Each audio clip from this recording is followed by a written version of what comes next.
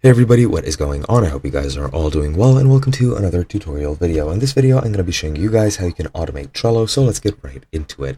As you can see, I am in a post or in a board, which I have used for a previous tutorial, and I'm going to, automate this board. To automate a board, once you're in it, at the top right, you have the automation button, and you can very easily just click on that button and select what type of automation you want. You can send feedback that doesn't have anything to do with automation. You can just send feedback to Atlassian so that they can, change whatever you like or improve what you like as well.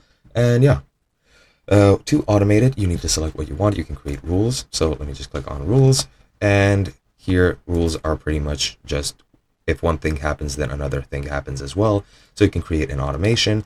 For example, you need to select a trigger, just add a trigger. For example, move card. When a card is added to or created in the board by me, just add that, for example, then select an action, then move the card to the top of list posts, add that, and then review and save. You just review the information, and you can add another action if you want to, or if you don't, you just click save, and that is pretty much how you automate it. You can also schedule it, you can create a due date, you can automate it however you want, but this is pretty much just the gist of it. Hope you guys enjoyed, and I'll be seeing you guys in another video.